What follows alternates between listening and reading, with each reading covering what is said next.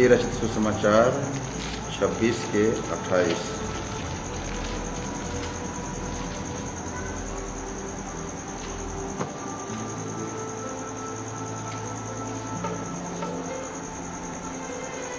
क्योंकि यह वाचा का मेरा वह लहू है जो बहुतों के पापों के क्षमा के निमित्त बहाया गया है।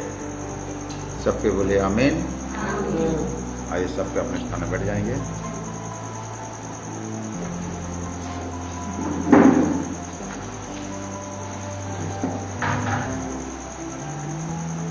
आज के दिन जो सारे मसीह समाज भला शुक्रवार के नाम से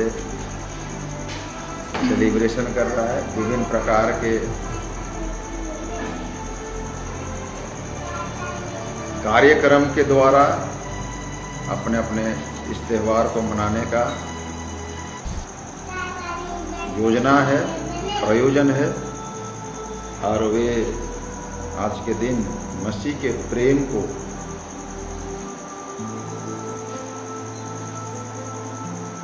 अनुभव करने का प्रयत्न कर रहे हैं, प्रयास कर रहे हैं। यूहन्ना की किताब में हम पाते हैं परमेश्वर ने जगत से इतना प्यार किया कि उसने अपना इकलौता पुत्र को दे दिया, है ना।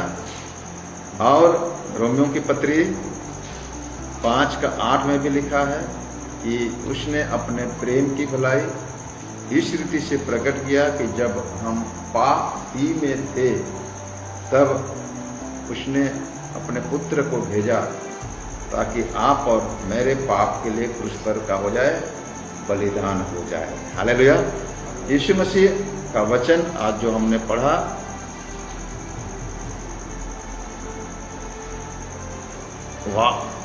वाचा का लहू जो बहुतों की पापों के क्षमा के लिए बहाया गया।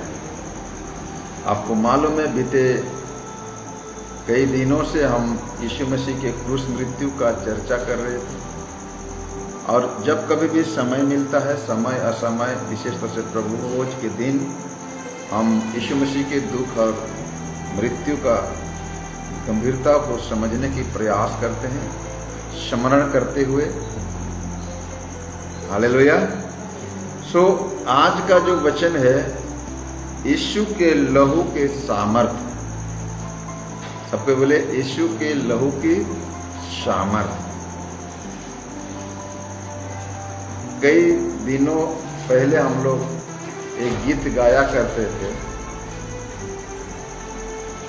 शक्ति है, अद्भुत शक्ति है यीशु के लहू में। हालेलुया। यीशु के लहू में क्या है? अद्भुत शक्ति है, अद्भुत सामर्थ्य है। सो उस सामर्थ्य के विषय में आज थोड़ा सा अवलोकन करेंगे, विभिन्न जरिए से, क्रूस वचन के द्वारा हो या तो गवाही के द्वारा हो। यीशु मसीह के क्रूस मृत्यु के विषय में हम सुने और हम अनुभव करते हैं, हम अंदाज लगाते हैं, अनुमान करते हैं कि यीशु का लहू बहा, कांटे का मुकुट पहनाने के द्वारा, 39 कोड़े मार खाने के द्वारा, हाथ और पांव में कीले ठोके जाने के द्वारा,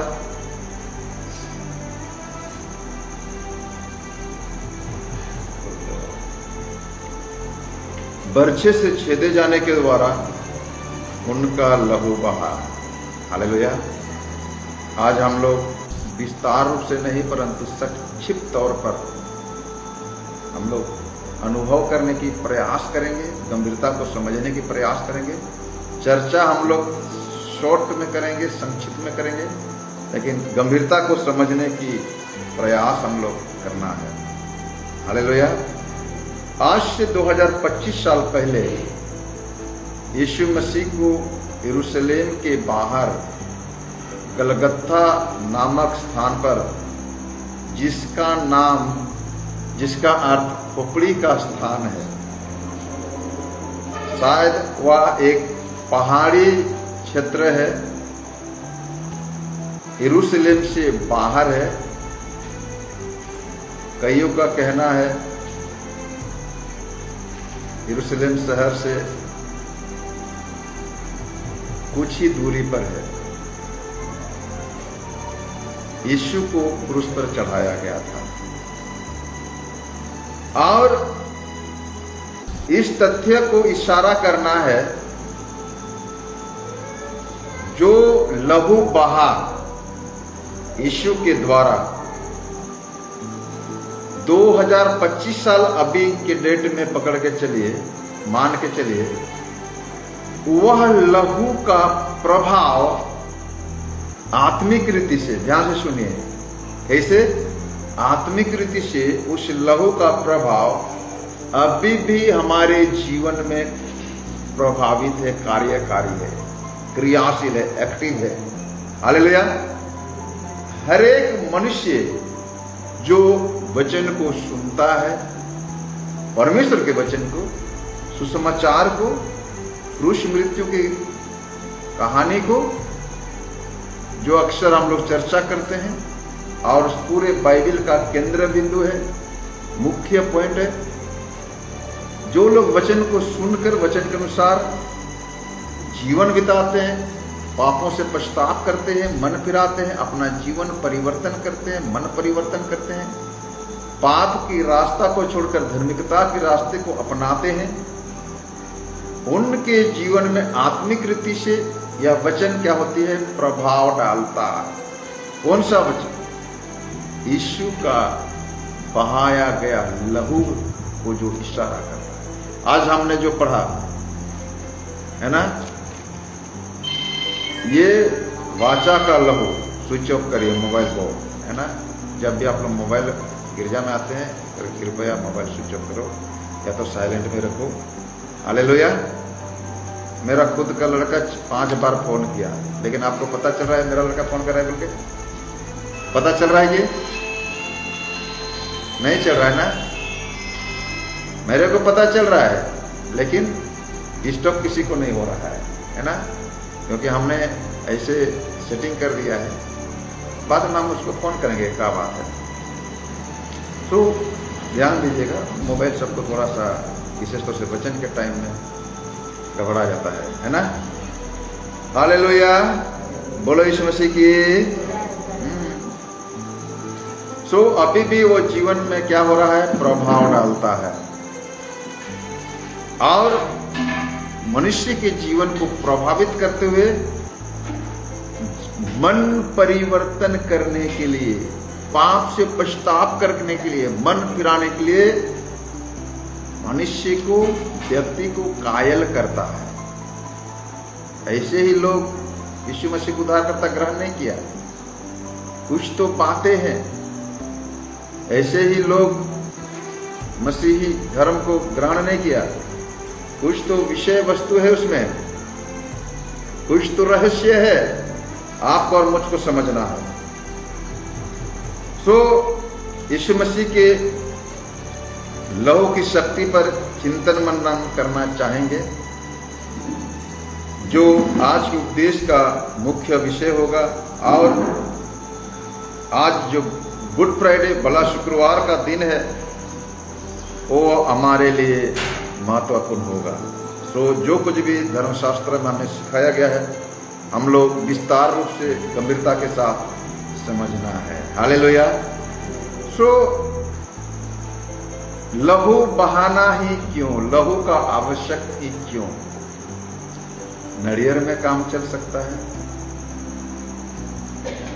अगरबत्ती में, धूप धुवन में, लोग मंदिर जाते हैं, ये सब लेके चलते हैं, अलग अलग धर्म आस्था रखने वाले लोग। लेकिन हमारे बाइबल में, धर्मशास्त्र में लहू की चर्चा है। सो उसकी आवश्यकता क्यों? आपको मालूम है, आदम की बटिका में, आदम की बारी में, जब आदम और हवा ने पाप किया है ना, उनके पाप करने के बाद उनको एहसास हुआ कि, और उन्होंने क्या किया, अंजीर के पत्तों को सिलकर अपना लंगोटा बनाया, है ना। और बाइबल हमें बतलाती है उस समय परमेश्वर उनके लिए एक चमड़े का अंग ढकने के लिए आवरण, अंगरखा, कपड़ा सोचिए बनाया। तो ये चमड़ा जो है किसी पशु का ही होगा। हालेलुया। चमड़े को निकालना, है ना, और उनका कपड़ा बनाना, और एक ही पशु का तो हो नहीं सकता, 2 पशु मारा होगा, है ना। हवा के लिए अलग, आदम के लिए अलग, जो भी है। अब कितने पशु का वो बनाया पता नहीं है, लेकिन ये बात तो निश्चित है कि उसने चमड़े का अंगरखा बनाया। बोलो यीशु मसीह की। सो इन घटनाक्रमों से हमें पता चलता है कि हमें उस समय आदम और हवा का शरीर की नग्नता को ढकने के लिए, चलो चमड़े की वस्त्र के लिए एक पशु का पहनना पड़ा, मरना पड़ा, बलि होना पड़ा। लेकिन आज का वचन में क्या है, चमड़ा नहीं चाहिए, क्या चाहिए, लहू चाहिए। क्या चाहिए, लहू। कई वचनों में हम आगे पढ़ेंगे, बिना रक्त बहाए पापों की क्षमा असंभव है। लहू बहाया बिना पाप क्षमा नहीं मिल सकता। हम जानते हैं पाप की मजदूरी तो मृत्यु है ना। पाप की मजदूरी क्या है, मृत्यु है। और जो पाप करता है, ध्यान से सुनिए, जो पाप करता है वो व्यक्ति क्या होता है, मर जाता है। उनके दिमाग में पाप का ख्याल आते ही सोचो, उनका अंतरात्मा क्या होता है, मर जाता है। उनके भीतरी मनुष्यत्व, बाइबल क्या कहता है उसको, भीतरी मनुष्यत्व। हम लोग कई घटनाक्रम हम देखते हैं। बीते कल एक जन और भेजा है, 12 साल के लड़की को बलात्कार किया गया। उनके शरीर में सिगरेट को जलाकर चेंक लगाया गया, दागा गया। गुप्त स्थानों में गलत रीति से घायल किया गया। रूम कांपने वाला, 12 साल का 11 साल का लड़की बच्ची को। और ऐसी घटनाक्रम को जब हम लोग देखते हैं, लोगों का सोच होता है, ऐसे निर्दय लोग, ऐसे राक्षस लोगों का आत्मा, जमीर क्या होता है, मर जाता है, मर जाता है। ये साधारण सा मुर्गा जब हम लोग काटते हैं, अच्छा खेलते उलते है ना, बाकी समय उनको प्यार से दाना खिलाते हैं, है ना। लेकिन जब काटने की बारी आती है तो कहीं ना कहीं नफरत पैदा होता है उसके प्रति, होता है कि नहीं। जो काट रहे हैं उनको पता होना चाहिए, है ना। हम लोग तो नहीं काटते, खाली खाने वाले पार्टी। लेकिन अचानक से नफरत कहां से, क्योंकि उनके अंतरात्मा क्या होता है, मर जाता है। जो पाप करता है उनके अंतरात्मा, भीतरी मनुष्यत्व क्या होता है, मर जाता है। हालेलुया, बोलो यीशु मसीह की। सो आत्मा के प्रायश्चित के लिए लहू का, है ना, रक्त, लहू जो है आत्मा के लिए क्या करता है, प्रायश्चित करता है। व्यवस्था विवरण 17 अध्याय का 11 वचन लिखा है, क्योंकि शरीर का प्राण लहू में है, मैंने उसे तुम लोगों को वेदी पर चढ़ाने के लिए दिया है, तुम्हें प्राणों के लिए प्रायश्चित करे, कि तुम्हारे प्राणों के लिए वो क्या करेगा, प्रायश्चित करेगा, क्योंकि लहू ही प्राणों के लिए प्रायश्चित करता है। हालेलुया, बोलो यीशु मसीह की। सो लहू प्राणी के जीवन, मनुष्यों के जीवन का प्रतिनिधि करता है।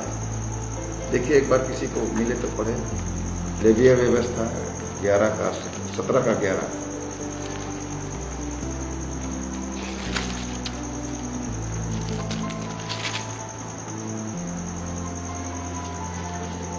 क्योंकि शरीर का प्राण लहू में रहता है, और उसको मैंने तुम लोगों को वेदी पर चढ़ाने के लिए दिया है, कि तुम्हारे पापों के लिए क्या करेगा, प्रायश्चित करेगा, क्योंकि प्राण के कारण लहू ही से प्रायश्चित होता है। प्राण में, लहू में क्या होता है, जीवन। अभी समझ में आ गया, लहू में क्या होता है, जीवन। लहू में प्राण होता है, जीवन होता है। अभी मेडिकल साइंस उस लहू को महीना दिन तक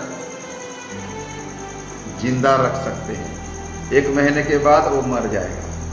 लहू निकाल के जो बैग में डालते हैं और किसी मनुष्य में डालना है, तो उसके लिए कम से कम 1 साल तक, 1 महीना तक वो लहू को जतना के रख सकते हैं, और 1 महीने के अंदर किसी के शरीर में वो काम में आ सकता है। उसके बाद वो मर जाता है, एक्सपायर हो जाता है, बोलते हैं, है ना।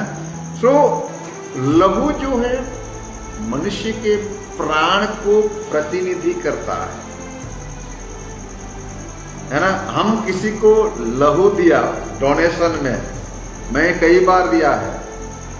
बीपी शुगर बढ़ जाने से थोड़ा सा अभी ब्लड फ्लोरेशन घट गया है, लेकिन हर 3 महीना 4 महीना में मैं ब्लड दिया है।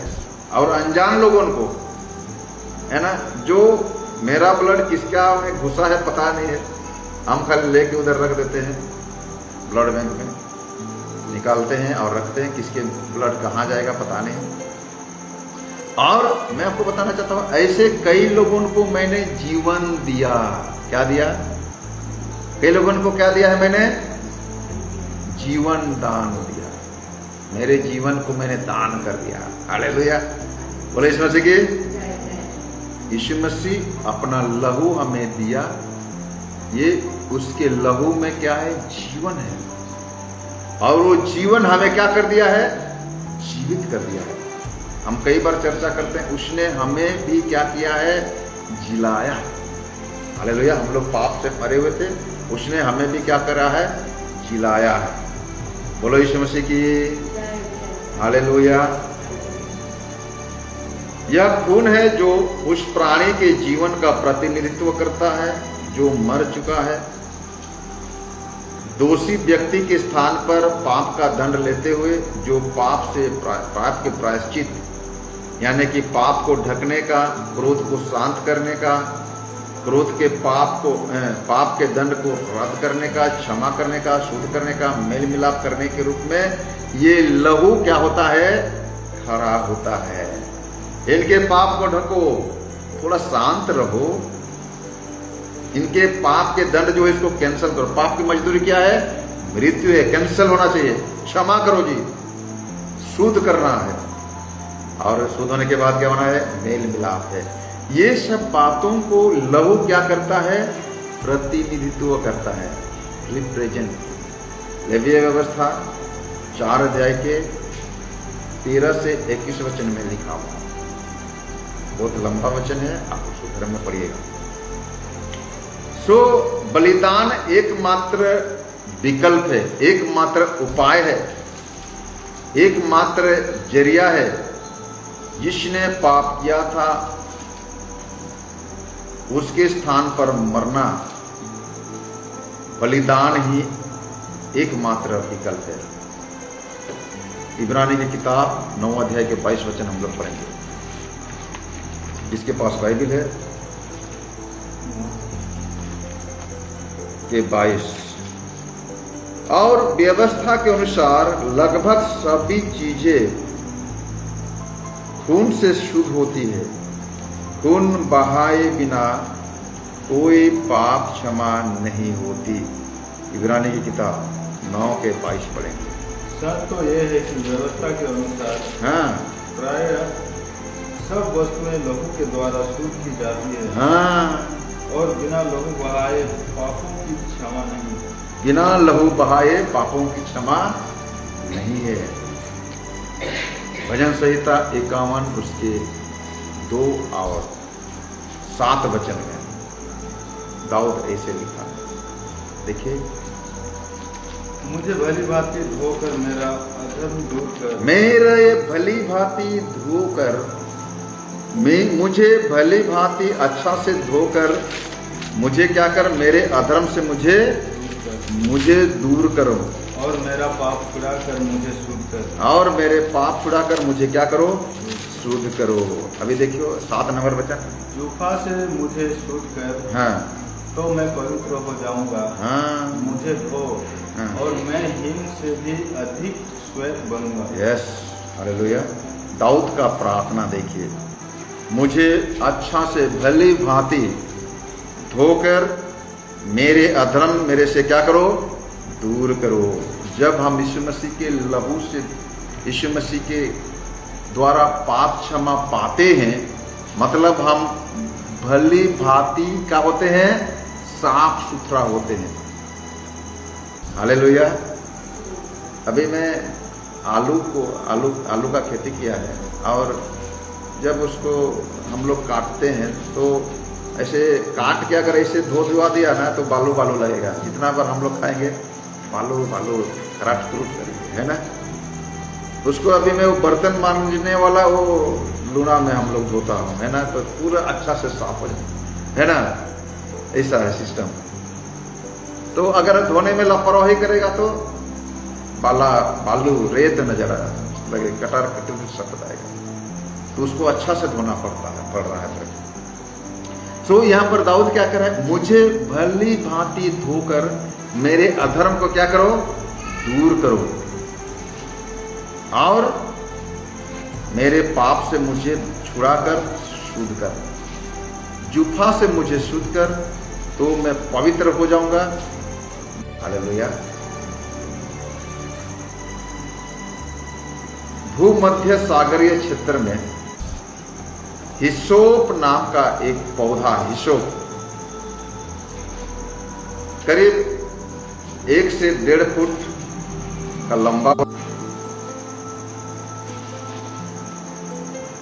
इसमें ऐसे डंडा रहेगा 1-1.5 फुट का, जैसे हम लोग जाली सबको साफ करते हैं, कचरा उचरा, और इतने लंबा का नुकीले, जैसे छोटे छोटे नुकीले पौधे होंगे, पौधे नहीं पत्ते होंगे, और फूल भी होंगे, जो नीले रंग का, बैगनी रंग का, गुलाब रंग का, लाल रंग का, सफेद रंग का फूल होते हैं, पत्ते होते हैं, है ना।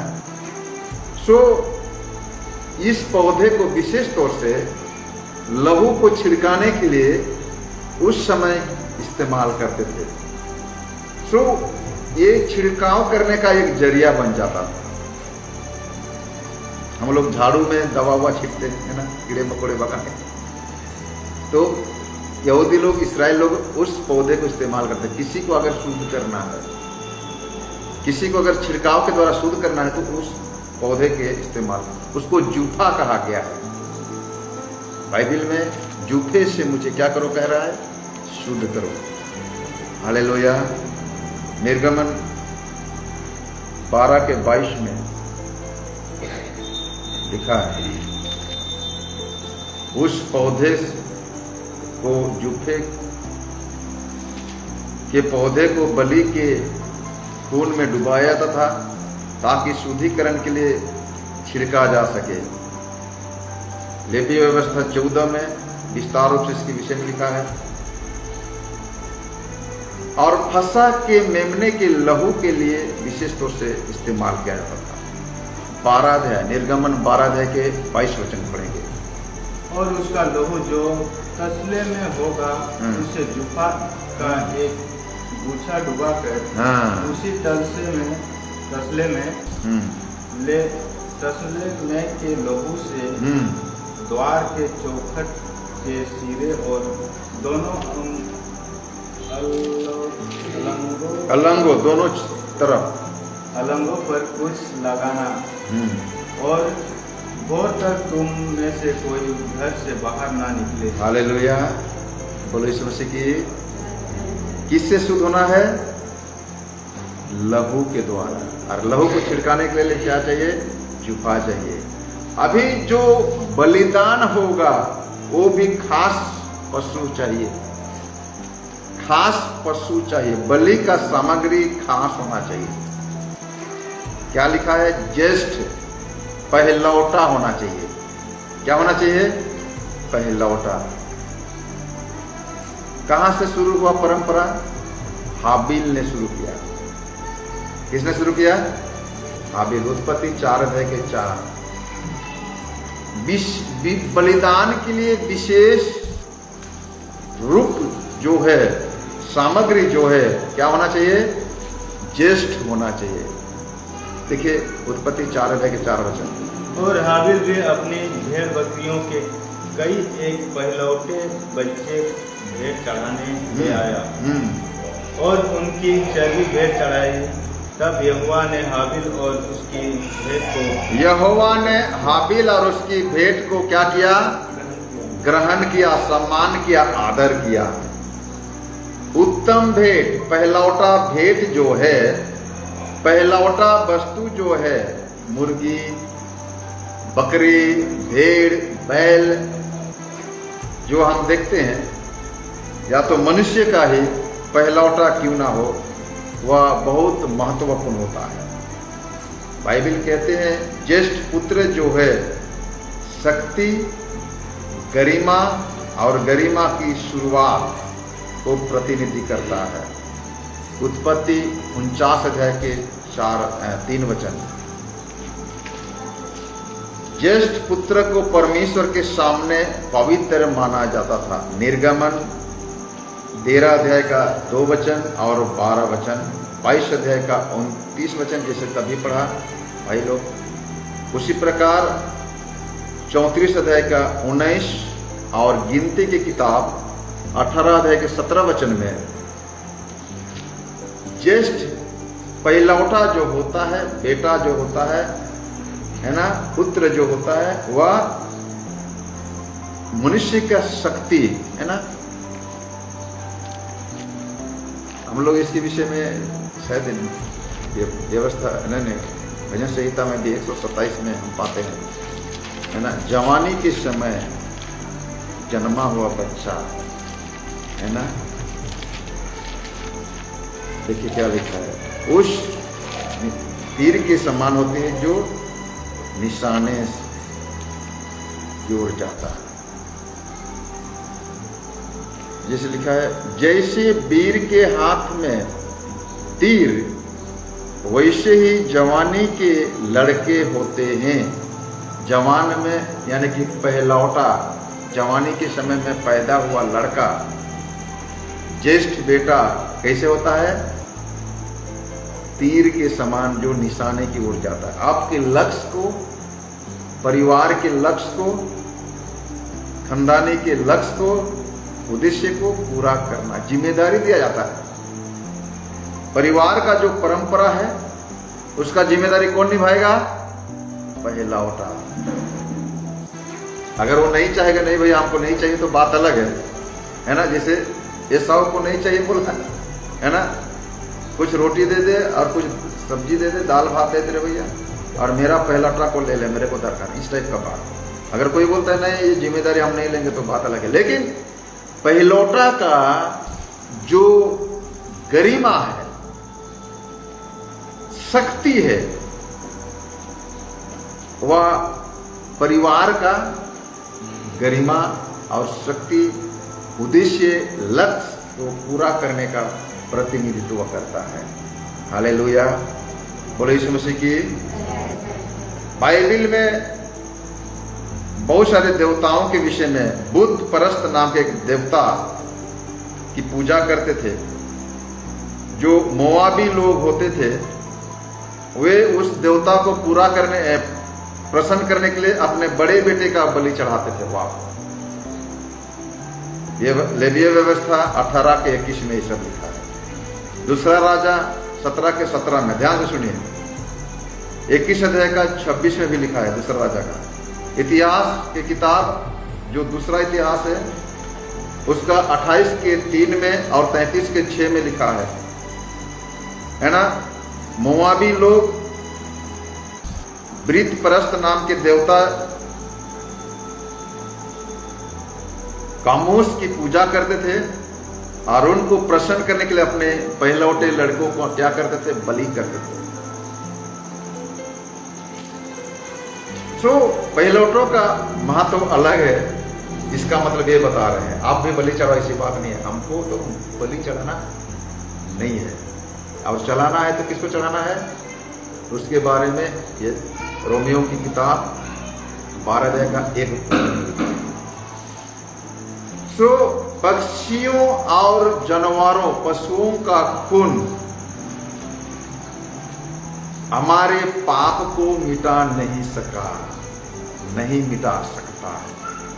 हालेलुया। पक्षियों और जानवरों का खून, मेमने का बलि दिया जाता था। हाबिल ने खुश होकर पहलौटा मेमने का बलि किया। फसह का त्योहार में जो बलि किया था, मेमने का बलि किया जाता था। पाप बलि, मेल बलि और भी विभिन्न प्रकार के बलिदानों के विषय में लिखा है। आने वाले दिनों में हम नेशनल कॉन्फ्रेंस जो हमारी और किला में है उसमें हम चर्चा करेंगे बलिदान के विषय में, लिविंग सेक्रीफाइस, जीवित बलिदान के विषय में। हालेलुया। हमें समझना है कि मनुष्य का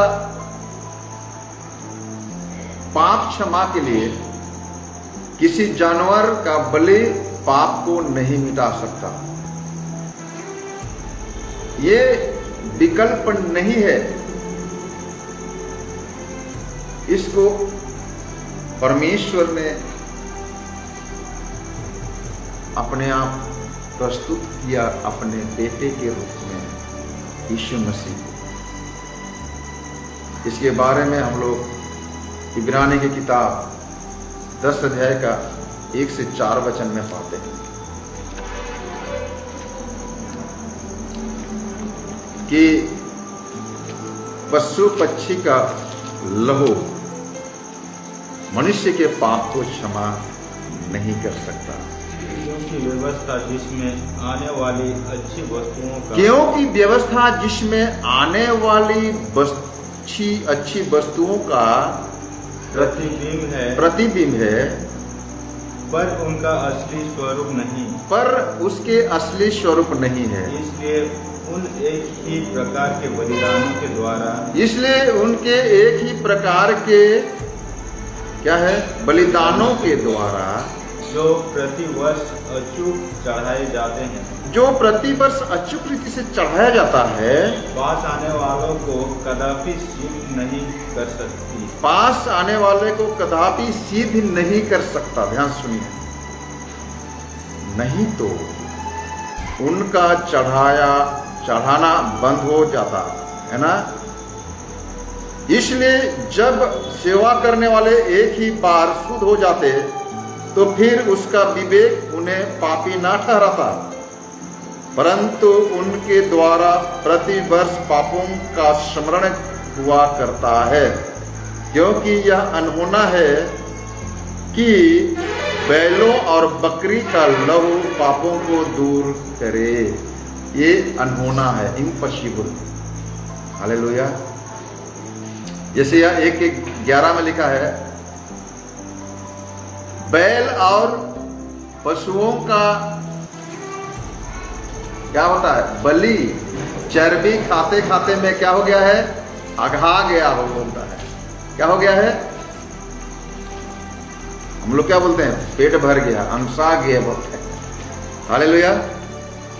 क्या लिखा है? देखिए यशायाह 11 अध्याय 11 वचन।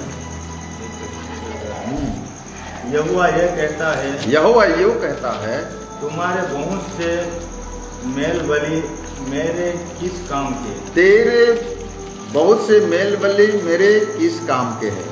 मैं तो मेढ़ों के होम बलियों से और पाले हुए पशुओं की चर्बी से आधा मैं तो मेढ़ों के मेल होम बलि और पाले हुए पशुओं के चर्बी से क्या हो गया हूं?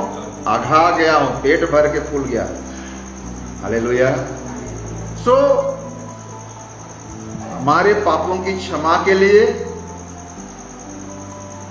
ध्यान से सुनिए,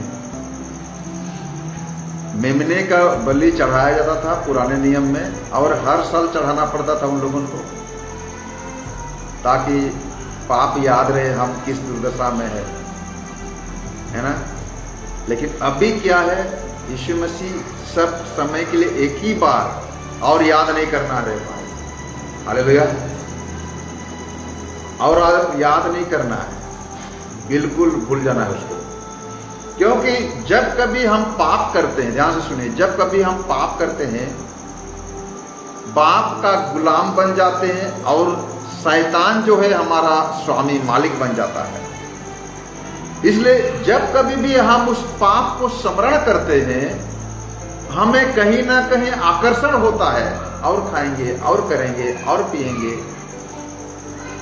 इसलिए उस पाप को क्या करो? भूल जाओ, फॉरगेट। हालेलुया। पिछलों को भूलकर आगे ही बढ़ता जाओ, ऐसे पौलुस कहता है। हालेलुया। मैं एक ही काम करता हूं, पौलुस क्या कहता है? मैं एक ही काम करता हूं कि मैं निशाने की ओर क्या करता हूं? दौड़े चले जाता हूं। और इसके लिए क्या करता हूं? मैं पिछलों को जो पाप किया है उसको मैं भूल गया, और मैं निशाने की ओर, आगे की ओर दौड़े चले जाता हूं। इसलिए ये संभव है। अगर वही मेमने का, वही पशुओं का बलि अभी भी चलते रहता तो जिंदगी भर, अरे चलो यार फिर तो साल में करना है ये बलिदान, जितना पाप करना है करो। अभी नहीं रे बाबा, अभी और पाप करने का नहीं सोचना, क्योंकि हमारे पाप क्या हो गया है? क्षमा हो गया, मतलब भुला दिया गया है। आपको भी क्या होना है?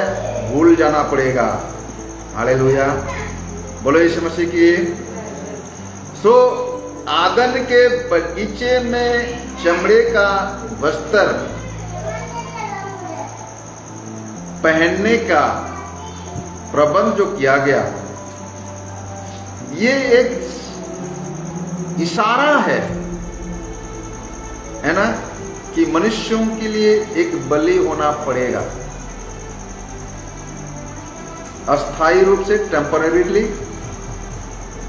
उस समय मेमने का इस्तेमाल किया गया, लेकिन पाप का प्रकोप को वह मेमने का लहू जो पुराने नियम में था वो कंट्रोल, नियंत्रण नहीं कर सका। इवन हालांकि और भी लोग पाप से, है ना,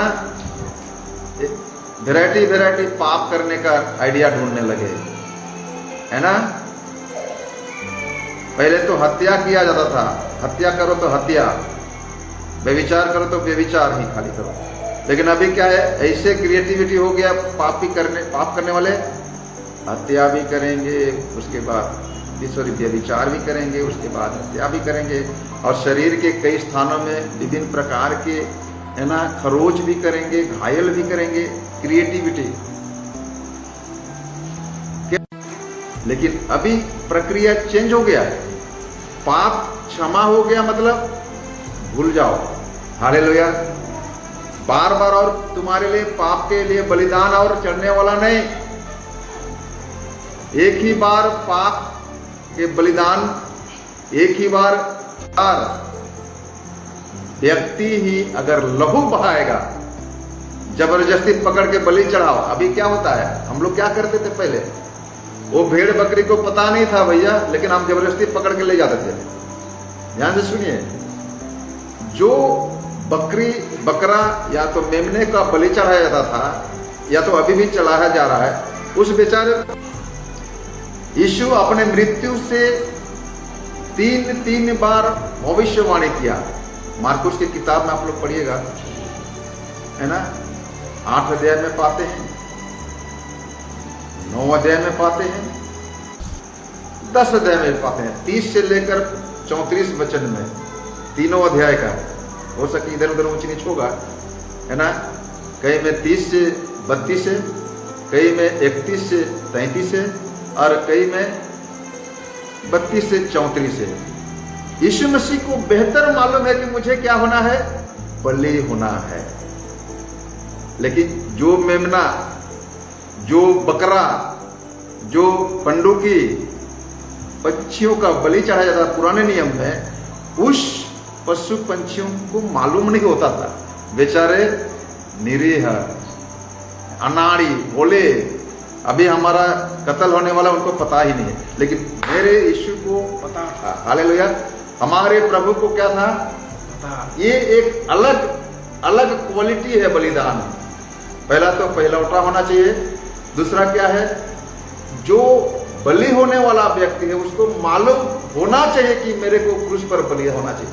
आपको मालूम है, अब्राहम ने अपने बेटे के लिए जब लेके जा रहा था बलि चढ़ाने के लिए, इसहाक को मालूम नहीं है भैया, वो पूछ रहा है, पिताजी इधर तो लकड़ी भी है, जलाने का मसाल भी है, तेल भी है कुपी में, लेकिन बलि चढ़ाने वाला पशु तो नहीं है। उसको पता नहीं कि खुद बकरा है।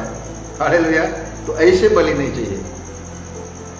पाप क्षमा के लिए जो बलि होना पड़ेगा, वो व्यक्ति को बेहतर मालूम होना चाहिए कि मुझे बलि होना है सारे जगत के पापों के क्षमा के लिए। यीशु को बेहतर मालूम था। ये बहुत बड़ा रहस्यमय विषय है। हालेलुया। बोलो यीशु मसीह की। यस। यीशु पाप रहित और सिद्ध निष्कलंक मनुष्य था। हालेलुया। पाप रहित और सिद्ध पवित्र निष्कलंक मनुष्य था। वह सब बातों में हमारी तरह परखा तो गया, तो भी निष्पाप निकला था। इब्रानी 4:15 में लिखा है, मसीह में कोई पाप नहीं है। हालेलुया। मसीह में कोई पाप, पिलातुस भी बोला, भैया पाप, मृत्यु दंड देने योग्य कोई दोष नहीं है। हर बातों में वो क्या निकला, निष्पाप निकला। देखिए इब्रानी के 4:15 पढ़िए। क्योंकि हमारा ऐसा महायाजक नहीं जो हमारी निर्बलताओं में हमारे साथ दुखी ना हो। क्योंकि हमारे पास ऐसे कोई महायाजक नहीं जो हमारे निर्बलताओं में हमारे साथ दुखी ना हो सके। हाँ। वरन वह सब बातों में हमारे समान परखा तो, क्योंकि वह हमारे समान सब बातों में परखा तो गया, तो भी निष्पाप वह निष्पाप निकला। पहला यूहन्ना 3:5 पढ़ेंगे।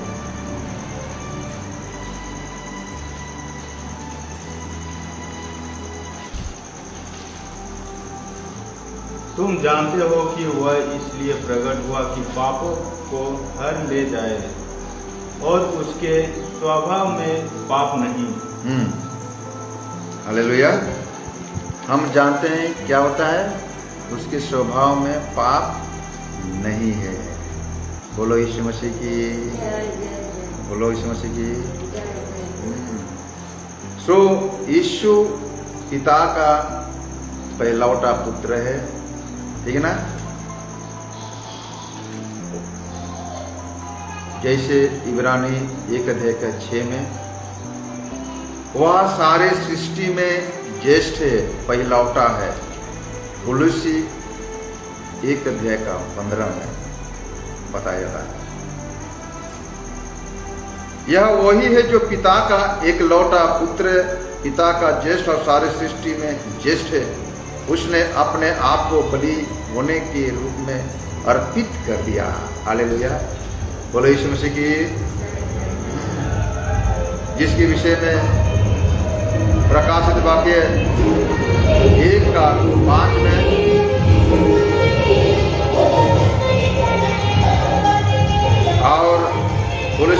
पत्री 1 अध्याय का 18 वचन में भी हम पाते हैं। रोमियों की पत्री 8 अध्याय का 29 में, इब्रानियों के पत्री 12 अध्याय का 23 में हम विस्तार रूप से और गंभीरता से, दृढ़ता से वर्णन किया गया है कि वह पहलौटा होने के नाते हमारे लिए योग्य बलि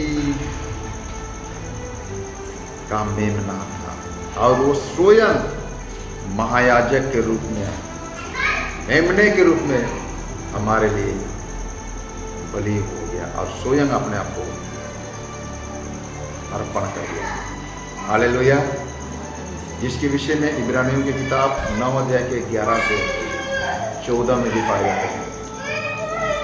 उसने खुद को स्वेच्छा से अर्पण किया और केवल यही नहीं, और केवल यही सही विकल्प था और पूरी दुनिया के पापों को अपने ऊपर ले सकता था, अपना खून बहा सकता था, यानी अपना जीवन दे सकता था, हमारी खातिर मृत्यु को सह सकता था। ये सारे योग्य उस पहलौटा में हुआ था। मैंने शुरू में कहा ना, पहलौटा जो होता है, ज्येष्ठ जो होता है, शक्ति और गरिमा का प्रतिनिधि करता है। सामर्थ, बाप का कितना शक्ति है, सामर्थ है, उसका प्रतिनिधि कौन करेगा? उनका पहलौटा बेटा। परिवार में क्या क्वालिटी है, उसका प्रतिनिधि। सो यीशु का लहू हमारे पाप का दाम है। यीशु का लहू पाप की पूरी कीमत रहा। हालेलुया। पुराने नियम के तहत बलिदानों ने लोगों को पाप दूर करने के लिए एक सिद्ध प्रतिस्थापित के रूप में लहू की आवश्यकता के बारे में हम शुरू में याद किए। वे बलिदान बार बार दोहराए गए थे जो पाप को दूर नहीं कर सकता था, लेकिन यीशु का लहू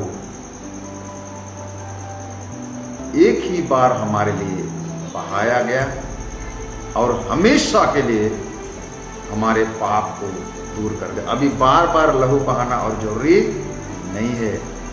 इब्रानी 9 अध्याय के 24 और 26 वचन में हम इसको पाते हैं। खून ने हमारे संपूर्ण छुटकारे को सील कर दिया है, मुहर बंद कर दिया है, ताला लगा दिया है ना। उसको शैतान खोल नहीं सकता, कोई भी खोल नहीं सकता, आप ही खोल सकोगे। आओ भैया बोल के उस सील को खोलोगे तो खोलो, है ना। चलिए पढ़ते हैं पहला पतरस 1 अध्याय का 18 और 19 वचन। हाँ,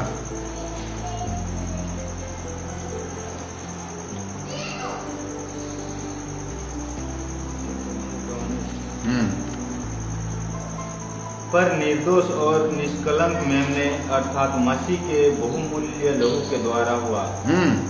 उसका ज्ञान तो जगत की उत्पत्ति के पहले ही से जाना गया था। हालेलुया। पर अब इस अंतिम युग में तुम्हारे लिए प्रकट हुआ। और एक बार शुरू से पढ़ेंगे धीरे धीरे। पर निर्दोष और निष्कलंक मेमने अर्थात मसीह के बहुमूल्य लहू के मसीह के बहुमूल्य लहू के द्वारा हुआ। हाँ, ये संभव हुआ है। उसका ज्ञान तो जगत की उत्पत्ति के पहले ही से, ये तो जगत की उत्पत्ति से पहले ही जाना गया था। हाँ, जगत की उत्पत्ति से पहले ही इसका निर्णय ले लिया गया था कि एक व्यक्ति को बलि होना पड़ेगा। जगत की उत्पत्ति से पहले किसने पाप किया भैया? किसने पाप किया था जगत से उत्पत्ति से पहले? आकाश और पृथ्वी रचने से पहले किसने पाप किया? किसने पाप किया मालूम है? लूसीफर। किसने पाप किया? लूसीफर ने। और वह पाप स्वभाव को लेकर, है ना, वो क्या किया गया? नीचे गिराया गया। परमेश्वर ने उसको क्या किया, नीचे गिरा दिया। तो पाप के स्वभाव के कारण जो लूसीफर में था, ये पृथ्वी भी क्या हो गया, क्या हो गया, अशुद्ध हो गया। इसलिए वहां पर लिखा है ना, बेडोल, सुनसान, अंधकार। ये अंधकार कहां से आया? अंधकार तो ऊपर से लूसीफर लेके आया है ना। सो जब लूसीफर ने पाप किए, परमेश्वर के विरोध में खड़ा हुए, तभी से उसी समय परमेश्वर ने निर्णय कर लिया, भैया एक जन को बलि होना पड़ेगा हमसे, है ना। उसी समय पिता, पुत्र और पवित्र आत्मा तीनों जन क्या कर रहे हैं, विचार विमर्श कर रहे हैं। देखिए ये बदमाश हमारे विरोध में काम किया है लूसीफर जी, और ये अभी तो लात मार के निकाल दिए, इधर से उधर भाग गया, पृथ्वी को भी क्या कर दिया, अभी अशुद्ध कर देगा ये, है ना। तो हमको क्या करना पड़ेगा, हम में से किसी को तो बलि होना पड़ेगा, है ना। उसी समय इस चीज का निर्णय लिया गया। बोलो यीशु मसीह की, जिसके विषय में इब्रानी की किताब 9 के 24-26 में भी पाते हैं। सो यीशु के लहू की शक्ति हमारे सारे पापों को क्या करता है, मिटा देता है। हालेलुया। जिसके हम गवाही देते हैं, है ना, जिस लहू का हम गवाही देते हैं, इब्रानी की किताब 12-11 में लिखा है, हम उसकी क्या करते हैं, गवाही देते हैं। और वे मेमने के लहू के कारण और अपनी गवाही के वचन के कारण उस पर जयवंत हुए, और उन्होंने अपने प्राणों को प्रिय ना जाना, यहां तक कि मर भी गए। उस लहू की सामर्थ्य हमें सामर्थी बनाता है, बलवंत बनाता है, और विरोध के बावजूद भी, सताहट के बावजूद भी, रुकावट के बावजूद भी हम क्या होते हैं, अपने गवाही में मजबूत दृढ़ रहते हैं, और हम लोग जयवंत होते हैं। इवन हमारे प्राण भी क्या हो सकता है, गंवाना पड़े, लेकिन हम अपने गवाह में जयवंत पाते हैं। हालेलुया। ये किसके प्रभाव से होता है, आपका और मेरा बुद्धि और ज्ञान शारीरिक शक्ति के नहीं, मांस और लहू का नहीं, परंतु यीशु के लहू के द्वारा। हालेलुया। सिर्फ यीशु के द्वारा। बोलो यीशु मसीह की, बोलो यीशु मसीह की। सो जो न्यायालय आज से 2025 साल पहले यीशु के क्रूस मृत्यु के दौरान, क्रूस बलिदान के दौरान जो अदालत चल रहा था, यीशु ने जो दलीलें पेश की है आपके और मेरे लिए, हे पिता इन्हें क्षमा करो, ये नहीं जानते ये क्या कर रहे हैं। हालेलुया। उसके लहू में पापों की क्षमा है। इब्रानी इफिसियों के पत्री 1 अध्याय का 7 वचन में लिखा है, उस छुटकारे के द्वारा, अर्थात उसके लहू के पाप क्षमा के द्वारा हासिल हुआ है। सो मैं सोचता हूं परमेश्वर हम सबों से बातें किया है। सबके बोले आमीन। हमारे बीच में परमेश्वर के सेवकगण है, अपोस्टल प्रकाश कश्यप जी, मैं सोचता हूँ आशीषित हुए हैं। प्रभु के दास प्रशांत कुमार जी है, वो भी परमेश्वर के वचन से आशीषित हुए हैं, और भी यूट्यूब के द्वारा, फेसबुक के द्वारा इन संदेशों को सुने रहे हैं। हमारे सारे विश्वासी लोग भी जो वचन को सुने हैं, सबको परमेश्वर बहुत आज से आशीष दे। सबके बोले आमीन, हालेलुया। बोलो यीशु मसीह की, यीशु के लहू की, हालेलुया। आइए उस बार इस गीत को आगे बार गाते हैं, रक्तम जयम, रक्तम जयम। हालेलुया। परमेश्वर आप सबको बहुत अच्छे आशीष दे। सबके बोले आमीन, आमीन।